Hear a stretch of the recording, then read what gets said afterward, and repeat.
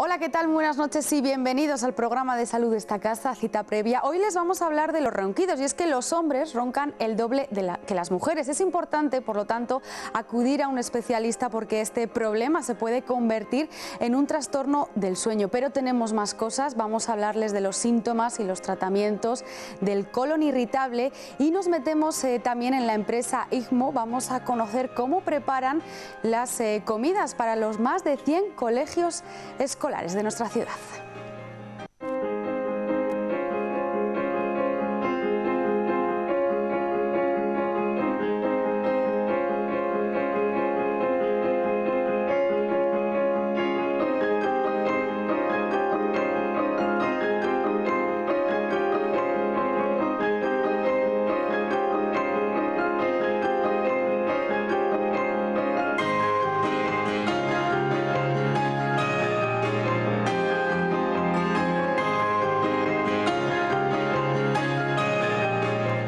Hay estudios que señalan que un 20% de los hombres roncan de forma habitual frente a un 10% de las mujeres. En muchos casos los ronquidos se traducen en pausas de respiración, lo que pueden provocar síndrome de la apnea obstructiva del sueño. Es importante, por lo tanto, consultar este problema para evitar consecuencias negativas. Vamos a hablar de ello con Ana Navazo, otorrino del Hospital Universitario de Burgos. Ana, muy buenas noches. Hola, buenas ¿Qué tal? tardes. A lo mejor me he quedado corta diciendo un 20%, ¿no? Sí, incluso es mucho más frecuente. En la edad adulta, casi un 40% de los varones va a roncar y además va a ir aumentando con la edad. Pero no solo los adultos roncan, ¿sí?, sino también los niños. Casi el 11% de los niños van a presentar algún tipo de ronquido en la edad infantil. ¿De dónde procede el ronquido?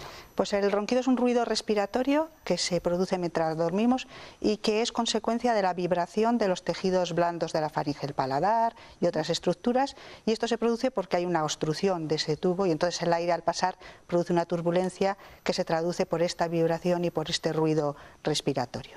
¿Cuál suele ser la principal causa? Pues hay muchas causas, pero fundamentalmente pues la obesidad que además estamos viendo que cada vez es más frecuente incluso en la edad infantil y es una de las principales causas del ronquido y de la apnea del sueño. Pero hay otras causas también. Los músculos respiratorios durante el sueño se van a relajar, pero hay otros problemas que ayudan a que se relajen estos músculos, por ejemplo la toma de alcohol o ciertos medicamentos como antidepresivos o antihistamínicos que pueden producir pues que estos músculos tengan menos tono durante el sueño. También alteraciones en la vía respiratoria, una hipertrofia de las anginas, una hipertrofia de las vegetaciones en los niños, problemas nasales como desviaciones del tabique o pólipos nasales, es decir, todo aquello que causa o una obstrucción en la vía respiratoria o que el tono de esos músculos sea menor. ¿Y qué consecuencias pueden producir los ronquidos? Bueno, el ronquido no es más que un síntoma, puede ser un síntoma más o menos benigno, es decir, el ronquido simple, y que lo que va a ocasionar es un problema social, es decir, vas a molestar a tu compañero de cama y que incluso puede ser pues un problema importante que puede conllevar hasta separaciones, pero otras veces es un síntoma de algo más importante, que es el síndrome de apnea durante el sueño. En el síndrome de apnea durante el sueño el ronquido es un síntoma más, pero se va a producir una obstrucción mucho más importante en la vía respiratoria, lo que da lugar a que se cierre bien totalmente o parcialmente muchas veces durante el sueño. ¿Y eso qué conlleva? Pues que el sueño no va a ser reparador, va a haber despertares frecuentes que hacen que el sueño sea de mala calidad, pero además lo que va a producir también es que el oxígeno no llegue bien, una hipoxia, y eso va a tener unas consecuencias importantes. Consecuencias como por ejemplo que al no ser reparador el sueño, durante el día pues vas a estar somnoliento, incluso no vas a poder concentrarte adecuadamente, lo que puede conllevar pues accidentes de tráfico, accidentes laborales y la hipoxia, es decir, la pérdida de oxígeno, pues favorece que tengas pues problemas cardiovasculares, la hipertensión o que sean más frecuentes los infartos agudos de miocardio o los accidentes cerebrovasculares, es decir, que va a tener unas consecuencias importantes y que hay que diagnosticar precozmente. O sea, se producen pausas de respiración durante la noche. Exactamente, se producen pausas por una obstrucción total o parcial y eso conlleva a que el oxígeno no llegue bien a los órganos. ¿Cuándo una persona tiene que acudir a un especialista? Pues a veces es difícil diagnosticar si se trata de un ronquido simple, un ronquido benigno, que llamamos benigno, o que se trata de un síndrome de apnea. El acompañante de cama pues es un testigo muy importante, porque va a objetivar que además de ese ronquido, que a veces es intenso, pues hay una respiración entrecortada, incluso se queda sin respiración, con lo cual la pareja pues tiene que agitarle para que vuelva a respirar. Es decir, eso es un síntoma muy importante.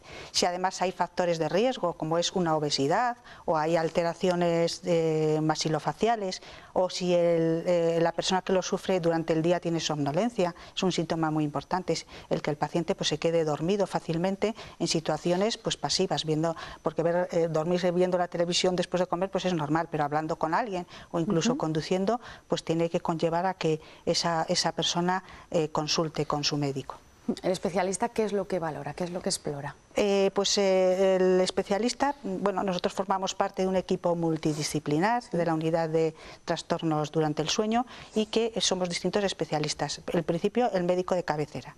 El médico de familia debe intentar pues, ver si ese paciente no solo ronca, sino que tiene una apnea y que exige más exploraciones. Los otorrinos pues somos fundamentales porque la obstrucción se va a producir en la vía respiratoria superior y entonces pues debemos explorar si hay algún problema pues de amígdalas hipertróficas, si hay algún problema en la mandíbula, en los maxilares, si hay algún problema nasal, si hay una obesidad, y luego pues el diagnóstico lo vamos a hacer con un estudio durante el sueño, que eso ya se hace en la unidad de trastornos durante el sueño. En este caso no hablamos de mayores, pero comentabas también al principio de niños. Son casos, ¿no?, los que hay de niños que tratáis en el hospital. Sí, el ronquido es muy frecuente, pero también la apnea, hasta el 4% de los niños tienen apneas, sobre todo en la edad de los 2 a los 5 años, que es cuando más van a crecer las anginas y vegetaciones, que son la causa más frecuente, aunque hay otros problemas neurológicos o malformaciones craniofaciales que favorecen esto, pero vamos, el caso más común es la hipertrofia de las anginas y vegetaciones, y que además estos niños, si les diagnosticas precozmente y les haces una cirugía de extirpar las anginas y vegetaciones, pues casi en una gran proporción de los casos, en más del 75%, si no hay otra anomalía, pues vas a solucionar el problema. Pero además vas a detectar esos niños que pueden tener malformaciones, pues un paladar que se desarrolle mal, una mandíbula, y en esos niños pues puedes instaurar un tratamiento precoz ortodóntico de cara pues a prevenir que de adulto tenga un síndrome de apnea, o si tiene un sobrepeso pues instaurar una serie de medidas higiénicas intentando pues corregir ese sobrepeso. Por lo tanto es importante, ¿no?, que los padres no lo dejen pasar. Por supuesto, y que además tiene un valor preventivo para intentar evitar que llegue a ser un adulto pues con una apnea del sueño. ¿Cuáles son los tratamientos? Pues el tratamiento va a ser, pues en el caso de que detectes una anomalía de la vía respiratoria, como hemos dicho, pues unas amígdalas grandes, unas vegetaciones, en ese caso va a ser quirúrgico, la extirpación de ese, o que tenga una desviación del tabique o unos pólipos nasales, pues va a ser quirúrgico. Pero eso vale para los casos leves. En los casos graves con apnea del sueño, pues el tratamiento fundamental va a ser la CPAP. La CPAP, que es un aparato que inyecta un aire a presión que va a mantener la vía respiratoria abierta. Hay otras alternativas cuando el paciente no tolera esa CPAP o cuando los síndromes de apnea son menos graves, que son los dispositivos orales. Los dispositivos orales son unos aparatitos que se ponen en la boca para dormir y lo que hacen es adelantar la mandíbula mientras dormimos para que no se caiga la lengua durante el sueño. Luego hay pacientes que roncan solo cuando están tumbados boca arriba. Pues bueno, pues en esos pacientes pues lo que hay que hacer es intentar que no se tumben boca arriba, y entonces hay dispositivos, colocarles unas pelotas cosidas en el pijama, etcétera, y luego preventivos, evitar el alcohol, tratar la obesidad y ciertos medicamentos pues que van a conllevar un agravamiento de estos síntomas. Es decir, que el tratamiento debe ser específico para cada paciente y para cada patología que encuentres en esos pacientes. Claro, hay mucha gente, ¿no?, que antes a lo mejor de acudir al médico, debido a que a lo mejor la pareja, ¿no?, se lo comenta, suelen comprar unas tiras, ¿no?, en nasales. Bueno, la respiración nasal es importante durante el sueño, pero bueno, la mayoría de los pacientes que roncan de manera importante y que tienen apnea, pues no se van a solucionar con una simple tira que te abra la respiración. Bueno, puede aliviar, puede mejorar la calidad del sueño, pero generalmente no es un tratamiento válido para el ronquido importante y para la apnea del sueño, por supuesto que no. ¿Y en niños cómo lo tratáis, Ana? Pues el niño fundamentalmente el tratamiento es quirúrgico. El 75% se va a curar cuando tienen una hipertrofia adenoamigdalar con una extirpación de las amígdalas y las vegetaciones. Hay otros niños, pues niños con síndrome de Down o niños que tienen malformaciones craneofaciales que ya se salen de este grupo y que necesitan tratamientos específicos. Hay algunos niños que tienen que usar también la CPAP porque tienen un síndrome de apnea grave y un problema neurológico, por ejemplo, pero la gran mayoría la causa son la hipertrofia de las anginas y las vegetaciones y se curan extirpándolas. En todo caso, hay consejos, ¿no?, para prevenir los ronquidos que nos has dado, o sea que... Sí, pues por supuesto, pues la obesidad. La obesidad es una de las cosas más importantes. El evitar meterse a la cama tras una ingesta o beber alcohol excesivamente. Ciertos medicamentos antihistamínicos o antidepresivos que pueden favorecer. Tener una buena higiene del sueño, porque tampoco es bueno meterse a la cama recién has acabado de cenar, porque el reflujo gastroesofágico pues también conlleva el que haya una irritación de la vía respiratoria y favorece también este problema, el tabaco y todas estas cosas. Bueno, pues esperemos que les hayan servido estos consejos y si todavía va más, no es importante, como estamos diciendo, acudir a un especialista. Ana Navazo, gracias de verdad por habernos acompañado. Gracias a ti.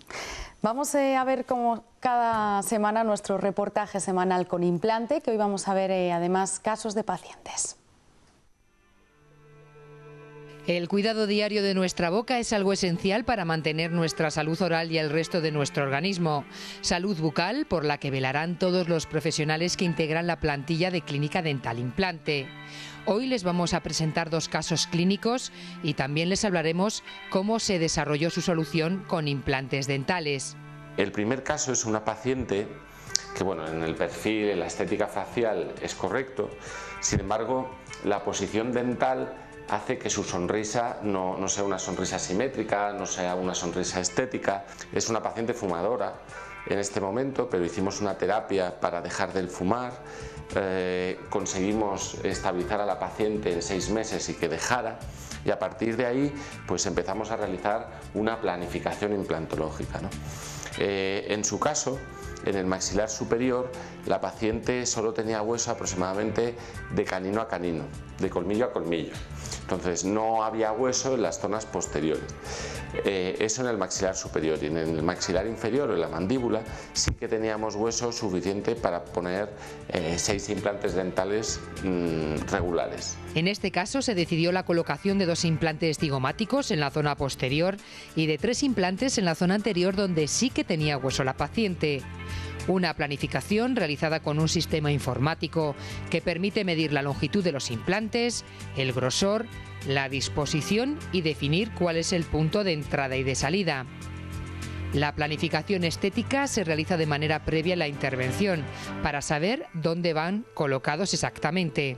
El resultado final estético de la paciente fue este, en el cual pues podemos ver que hemos subido los dientes, que los hemos alineado con la línea media, la línea suya de sonrisa, y cómo el tratamiento va a beneficiar al paciente desde el punto de vista estético, desde el punto de vista funcional, ¿no?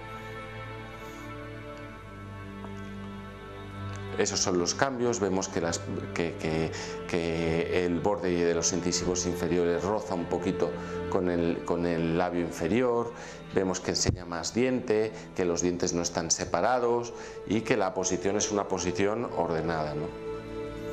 Este es el segundo caso, es un caso que tratamos ya hace unos años, en el cual pues, bueno, la paciente fue reintervenida de varios injertos de cadera y los cuales pues, también por ser una paciente fumadora fracasaron, ¿no?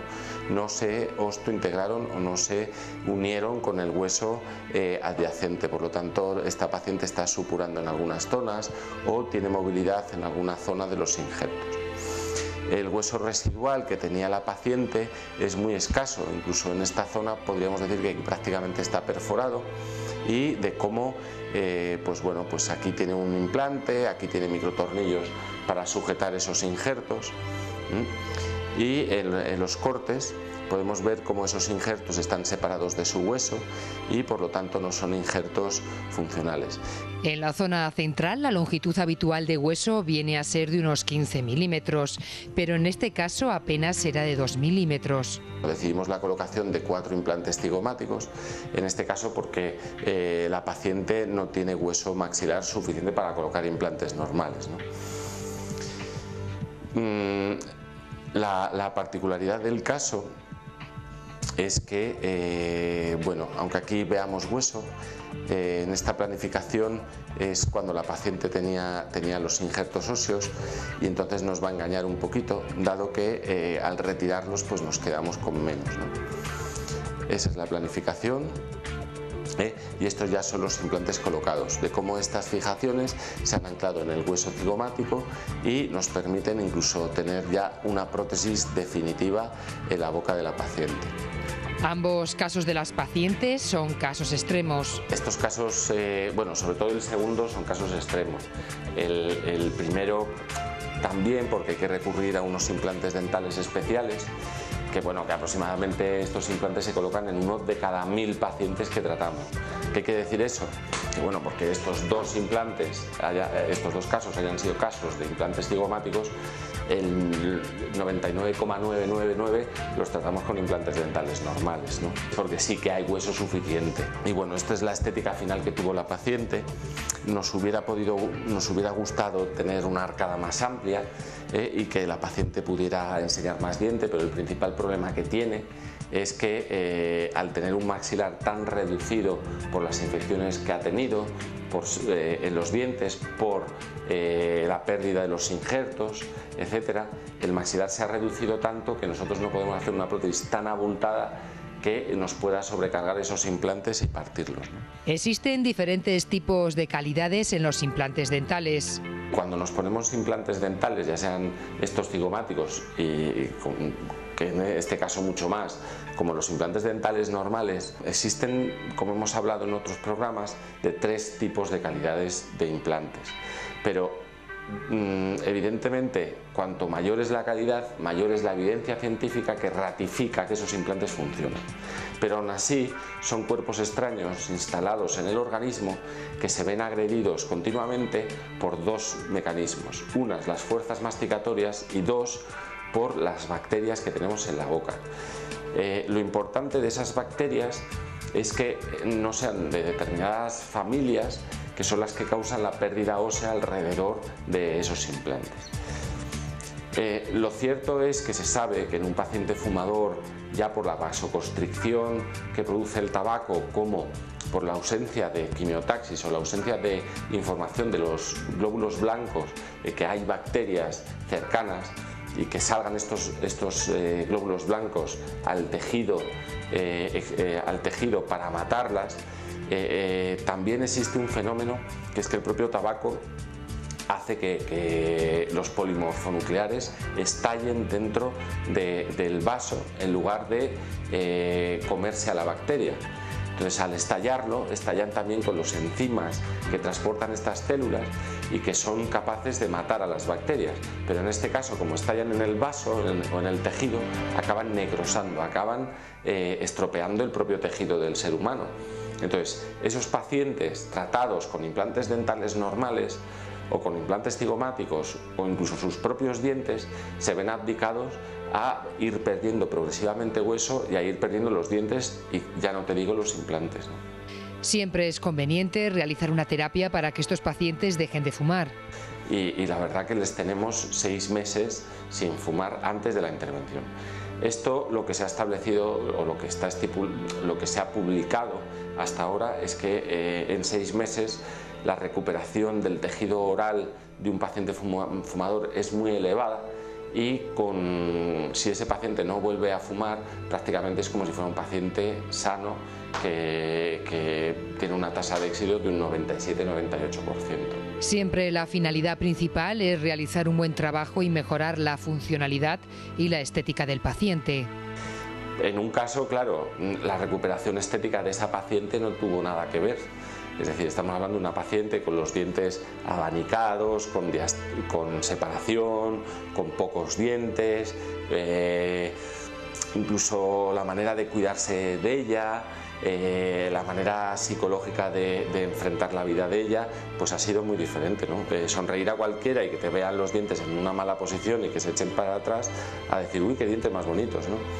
Pues bueno, hemos intentado dejárselo de los más bonitos que en nuestras manos ha sido posible. Y por el otro lado, pues en una paciente que ha sido reintervenida varias veces de un injerto óseo en el cual le han sacado hueso de la cadera y ha fracasado, ¿no? Entonces el único recurso que nos quedaba era eliminar los factores de riesgo, como es eliminar el tabaco, tenerla 6 meses, 8 meses sin fumar y después plantearnos cualquier tratamiento, ¿no? En este caso decidimos estos implantes, en otro caso pues haríamos implantes dentales normales o replantaríamos otro injerto de cadera, etcétera. Diferentes soluciones y tratamientos, siempre estudiando cada caso y cada paciente. Todo ello basado en la amplia experiencia del equipo de profesionales que integran Implante. Todos ellos optarán por el tratamiento más adecuado a cada paciente.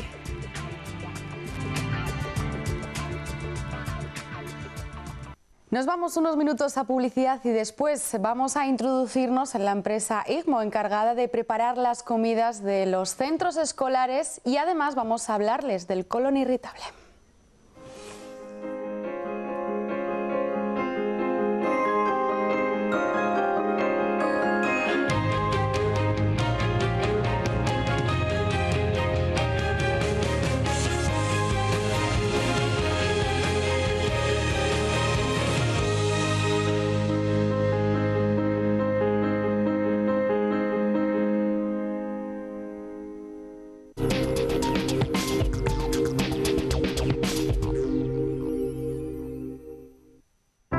Diseñar cada detalle para ser más rápidos si cada mañana te quedas atascado.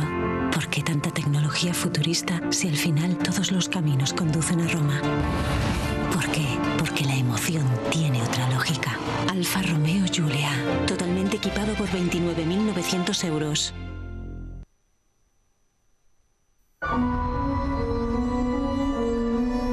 Un extraño enigmático. Una pareja que ya no existe. Sombras peligrosas.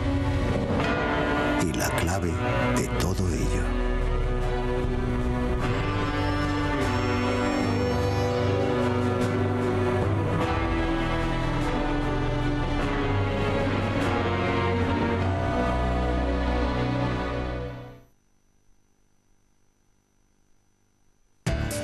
Reformas comerciales, rehabilitación e interiores de viviendas, mantenimiento de empresas y comunidades. Para todo lo que usted imagine, Construcciones da Silva le ofrece la mejor solución. Consúltenos sin compromiso. Construcciones da Silva en calle Los Colonias 6. ¿Sabes lo que más me apetece en este momento? ¿Algo sabroso y suculento? ¡Sí! ¿De chuparse los dedos? Sí, sí, por favor. ¿Algo calentito? Que sea fresquito. Pues no se hable más. ¡A la favorita! Si lo que buscas es algo realmente bueno, visítanos. Taberna Urbana La Favorita. Tu favorita. Porque eres único. Y tu mundo también. Unovisión, tu óptica medida para personas como tú. Únicas. Ahora en Unovisión, tus gafas monofocales a un precio único. Llévatelas desde 59 euros. Como siempre, con nuestra garantía de calidad. Unovisión, tu óptica en calle San Pablo número 5. Atención Burgos, ya está aquí el nuevo Muebles Rey, con todo nuevo. Nuevas instalaciones, nuevas colecciones, nueva ubicación y durante 30 días con una oferta de inauguración irresistible. Hasta 40% de descuento. Transporte y montaje gratis. No pagas nada hasta dentro de 5 meses. Y además, compra ahora y paga en mayo de 2017. Solo en el nuevo Muebles Rey Burgos, carretera de Logroño, kilómetro 106.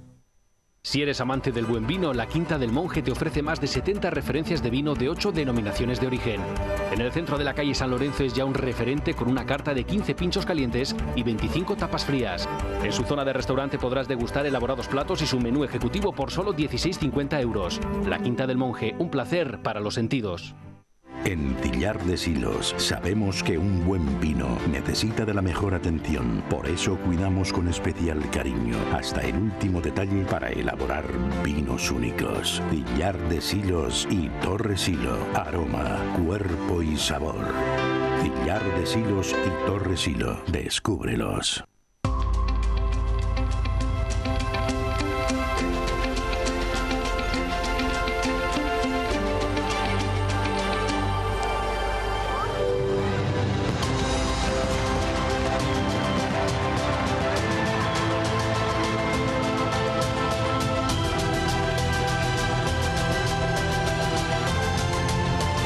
Descubre la película completa en eligetodo.com. Telefónica. Si quieres sorprender con un buen regalo, ven a Burmodel. Modelismo, maquetas para construir, radiocontrol, drones con cámara, Lego, juegos creativos, puzzles de hasta 4.000 piezas y también en 3 dimensiones, casitas de muñecas. Burmodel, en Victoria Balfe número 30 y nueva tienda en calle Progreso 20 o en burmodel.com. Seguramente viendo esto no te imaginas lo que podemos hacer. Porque la cocina de tus sueños solo la conoces tú. Y el baño ideal está en tu cabeza. Nadie hace las reformas como tú quieres, pero eso es porque aún no nos conoces.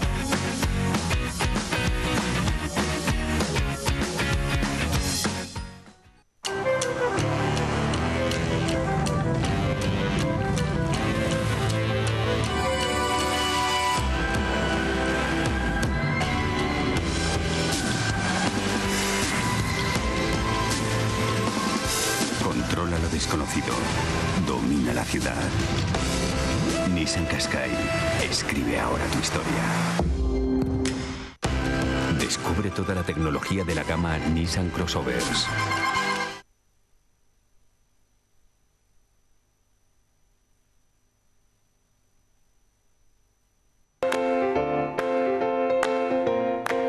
Queso de Sasamón elabora una gran variedad de quesos para todos los gustos y necesidades. Queso fresco, cuajadas, queso de dieta, queso de oveja, el premiado Peña Amaya y el selecto Don Pepito. Pida queso de Sasamón en su establecimiento habitual o cómpralo en la tienda online www.quesodesasamón.com. Quesos de Sasamón. Tradición, calidad y prestigio. Pero papá, ¿no sabes usar la app? A ver, yo te enseño. ¿Te suena? Síntoma de que ya necesitas un experto en planes. Caja Rural es el experto en planes de pensiones que te acompaña en todo momento, aportándote un gran asesoramiento, tranquilidad y rentabilidad. Planes de pensiones de Caja Rural. Tu futuro está en nuestros planes. Y no olvides tu regalo. Bodegas Arroyo, desde la Ribera del Duero, les invita a degustar sus mejores caldos. Vinos creados con la mejor selección de sus viñedos, envejecidos en barricas de roble. Tinto Arroyo, medalla de oro en el Concurso Mundial de Bruselas 2014. Un vino para regalar, para acompañar en los mejores momentos. Tinto Arroyo, de venta en área de servicio Villagonzalo Pedernales. Let's go.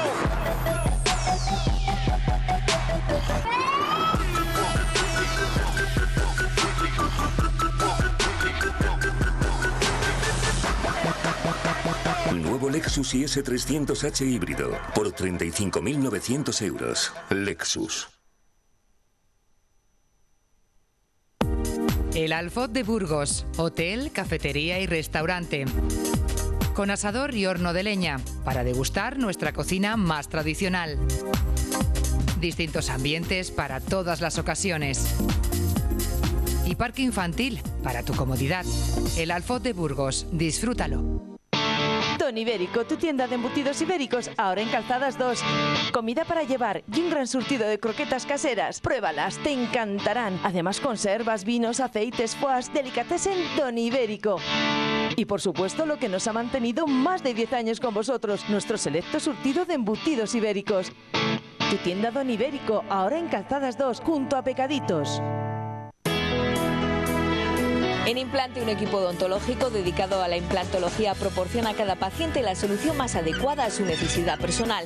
Incorporamos los últimos avances tecnológicos para asegurarle una atención bucodental basada en la calidad.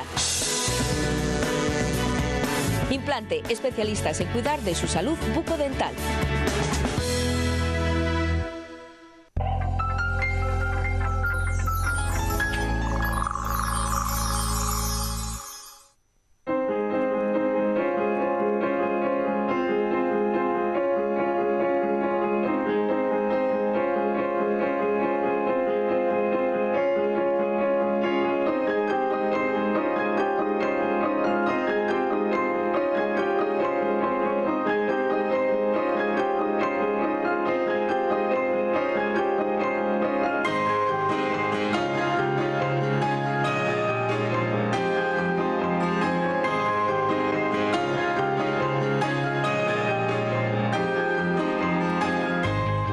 Vamos a ver un reportaje porque 13 cocineras de la empresa IGMO son las encargadas de preparar la comida para más de 100 comedores escolares. Esta empresa de catering transporta los menús en frío hasta los colegios y una vez allí les calientan. Hoy les contamos cómo es este proceso.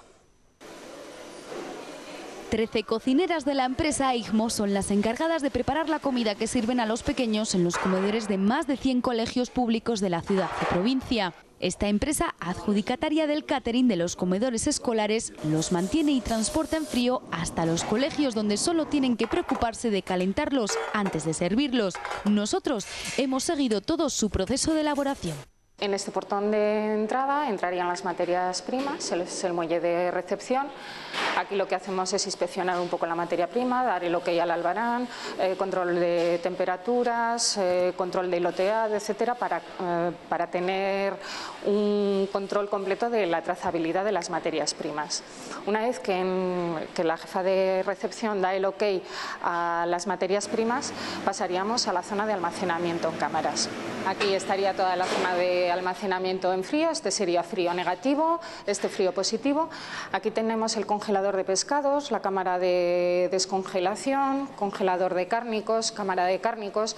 Están situadas de dos en dos porque de estas dos cámaras va a dar a una sala de preparación. Todas las cámaras tienen puerta de entrada y puerta de salida para evitar el circuito marcha atrás. Si el producto tiene que estar almacenado en congelación, después que sufra una descongelación en frío positivo, pero nunca superior a 8 grados. Por lo tanto, tiene que estar siempre en una cámara.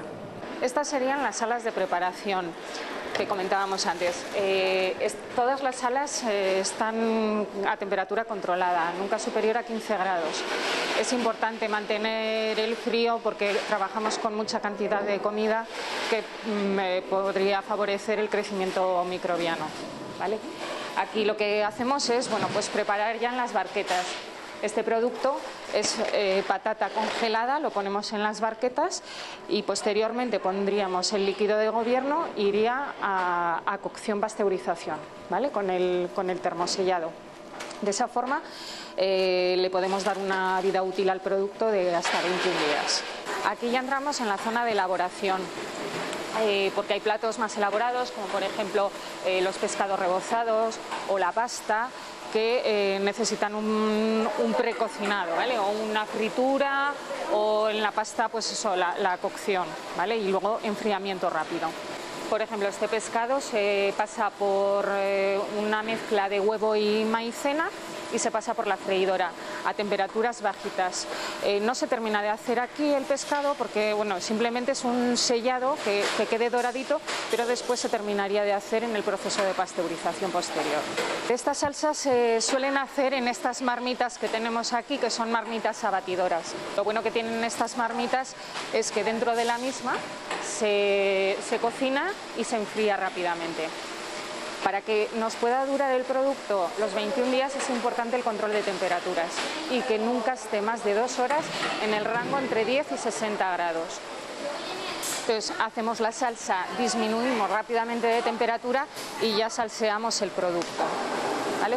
Después se termosellaría y se pasteuriza, por lo tanto no se va a poner nunca malo.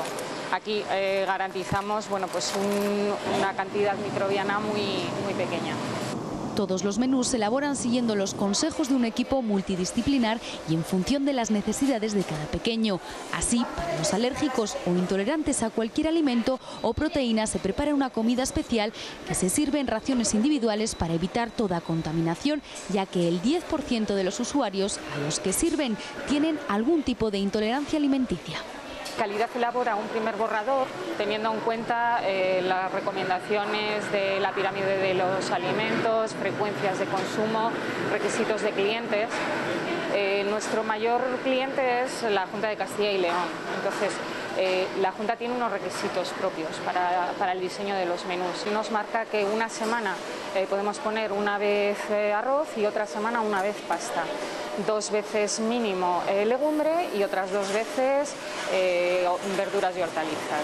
Eso en cuanto a primeros platos. En cuanto a segundos nos marca también 2 veces pescado, 1 vez huevos y 2 veces carne. Luego también es importante los gustos de los comensales. Entonces para eso está también los gestores de centros que nos dicen, este plato no ha funcionado muy bien o se lo han comido fenomenal, igual podemos meter más veces este plato. También las reuniones de mejora continua nos sirven también para ver los gustos de los comensales. Esto es la sala de sellado. En esta parte de la máquina se hace un sellado simple, no hace falta vacío ni nada, y en esta otra parte de la máquina lo que hace es poner una válvula. Es importante la posición de la válvula, hace un pequeño agujerito y pone la válvula semipermeable que permite la salida de vapores, porque después de este proceso iría a pasteurización. Después de la pasteurización pasaríamos aquí a la sala de abatimiento. Aquí tenemos 5 armarios abatidores donde lo que hace es, mediante nitrógeno, baja la temperatura bruscamente desde los 60 grados hasta los 10 en menos de 2 horas. Y así garantizamos la vida útil del producto. En todo momento está controlada la temperatura en corazón de producto, entonces cuando llega a 10 lo sacamos e iría a almacenamiento.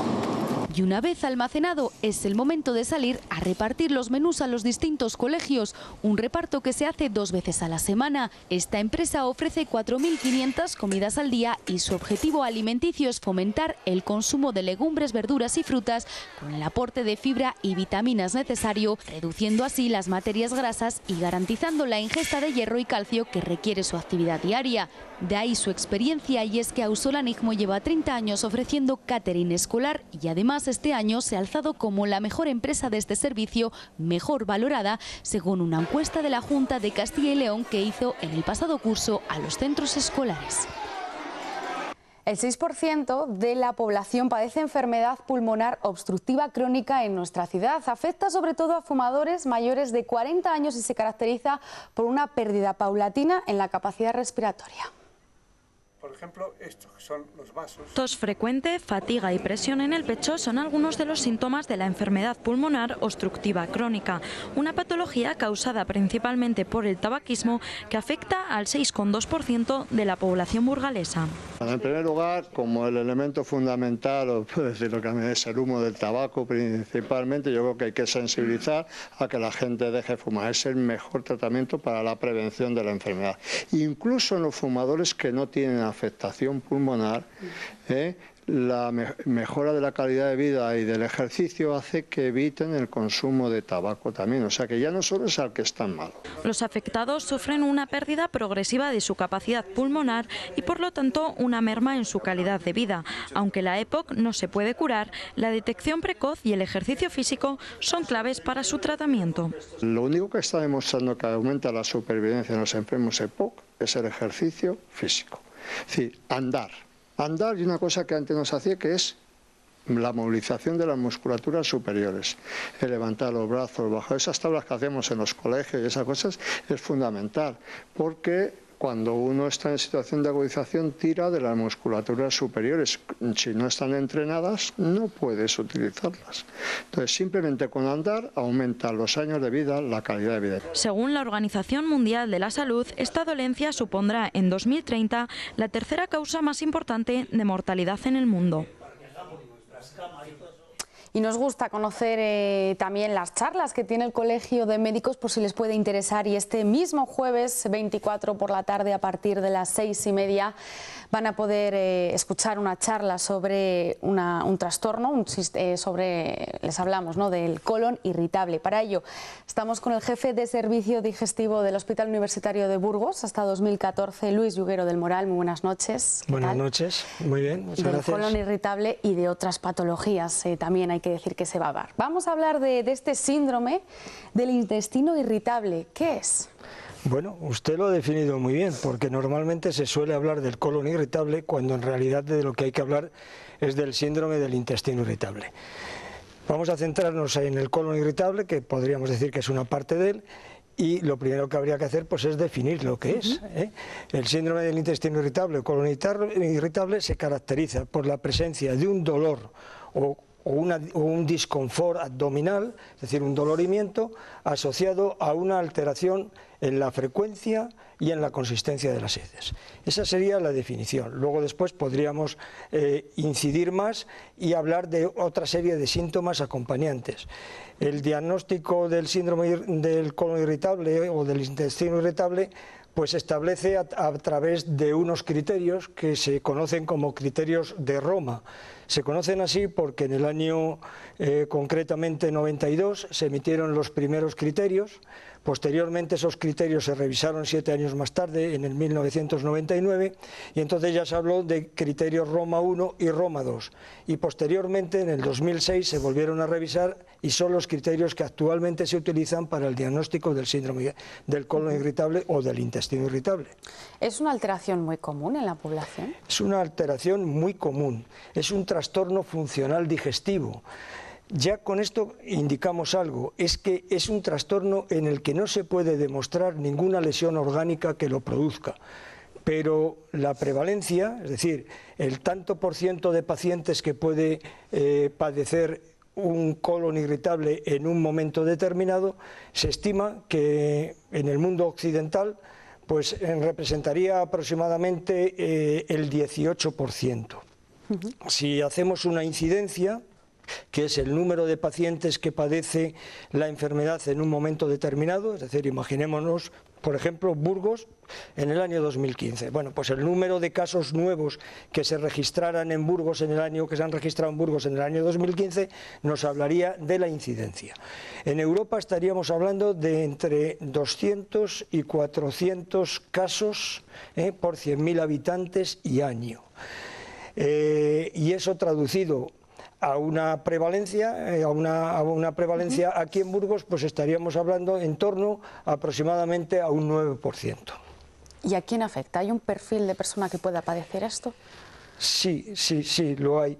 Evidentemente, este trastorno funcional digestivo está asociado a otra serie de trastornos, también a veces digestivos. Por ejemplo, la dispepsia es un trastorno muy frecuente.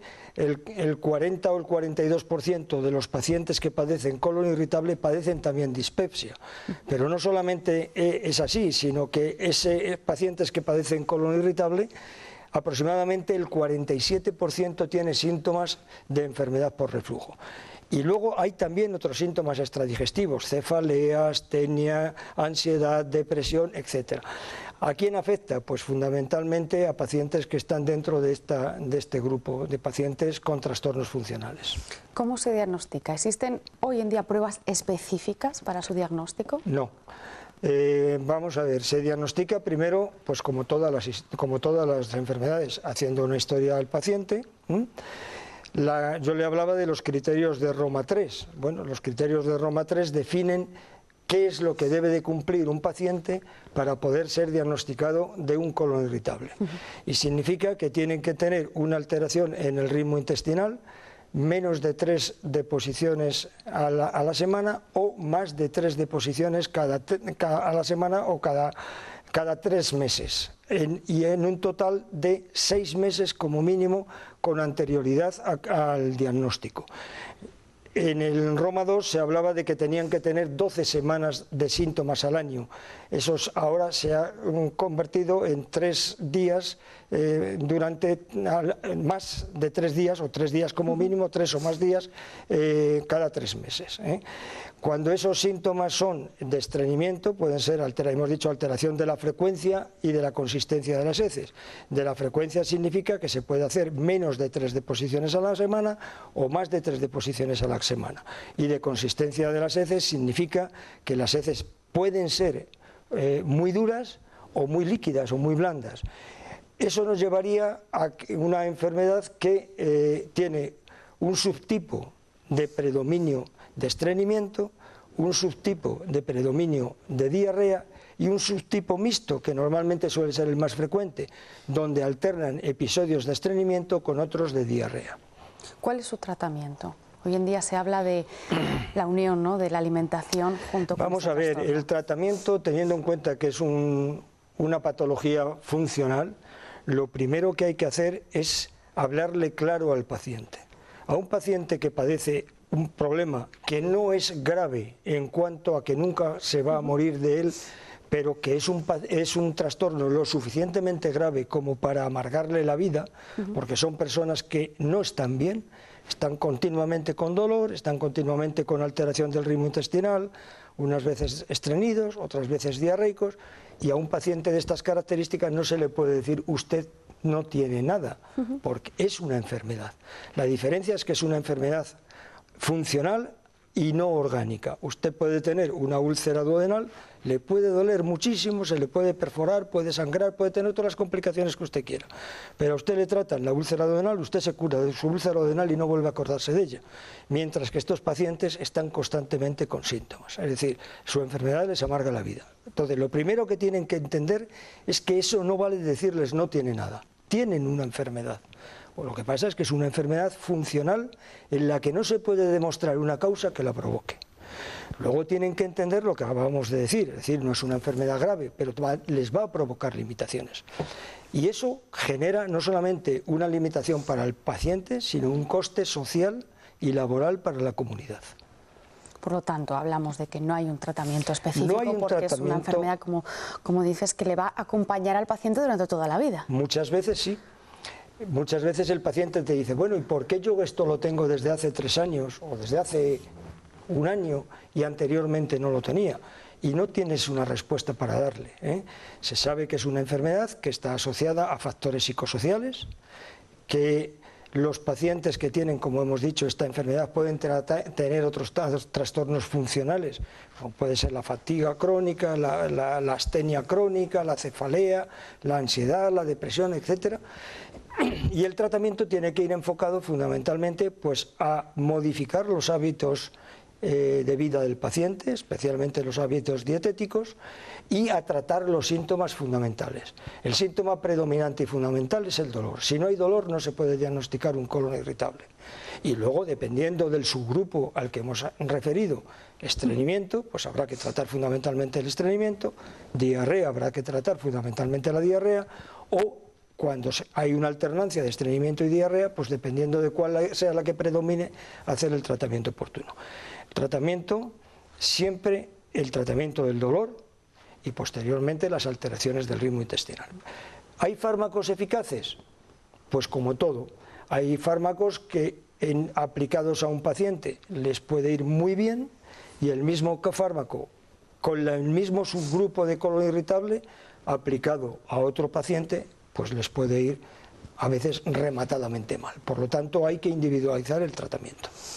¿Cómo se puede mejorar sus síntomas? Hablamos de la alimentación, ¿no? ¿Qué tipo de dieta tienen que llevar? Pues evidentemente volvemos a lo mismo, depende del subgrupo al que pertenece el paciente. Normalmente lo que se le recomienda es llevar una dieta sana. La tradicional dieta mediterránea, que nos hemos olvidado de ella, es muy adecuada para este tipo de pacientes.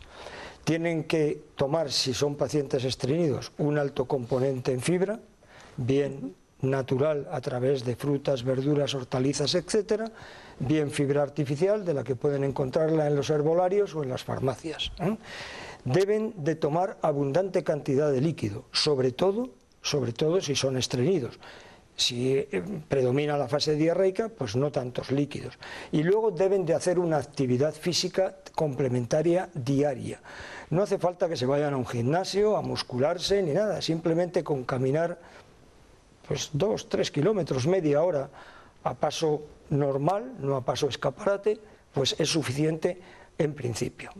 Y luego ya el tratamiento específico, pues hay que darles a aquellos pacientes que no consiguen regular el tránsito intestinal de su estreñimiento, pues hay que darles también fibra artificial y tratarles con otro tipo de fármacos. Y los que por el contrario tienen el subtipo de la diarrea, pues hay que dar antidiarreicos cuando tienen más de 3 deposiciones, 4 al día, y sobre todo lo que es muy importante,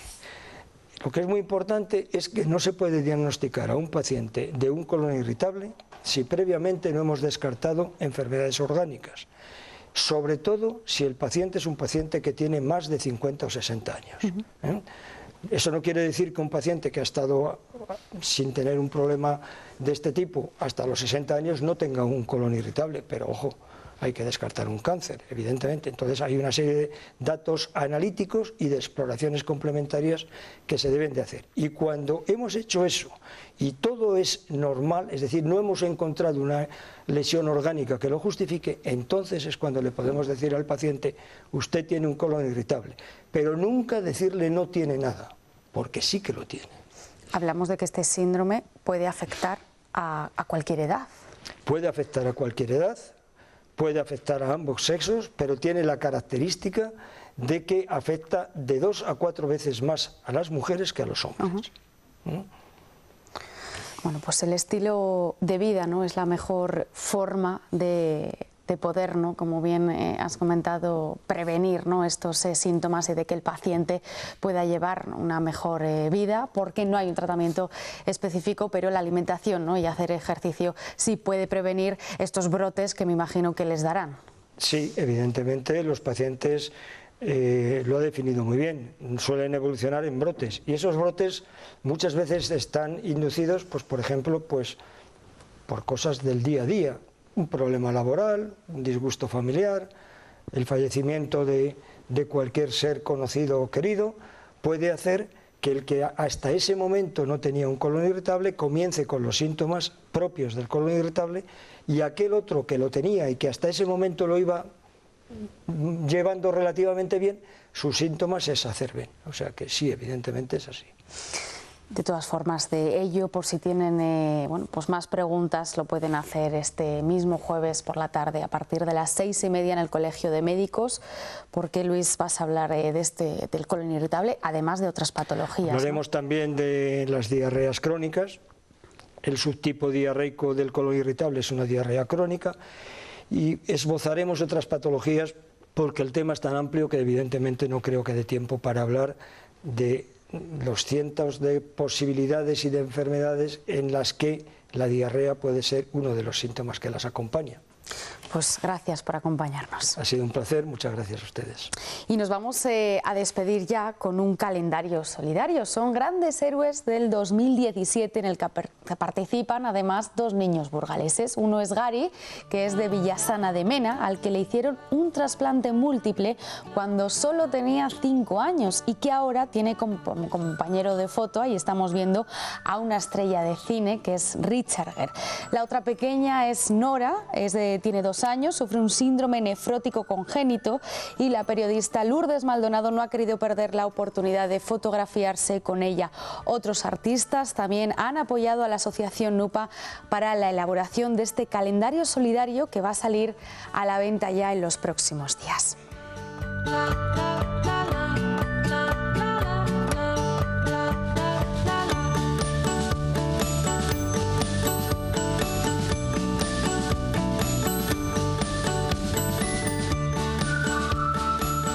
Y con este calendario solidario nos despedimos. Más salud la próxima semana. Gracias por acompañarnos. Chao.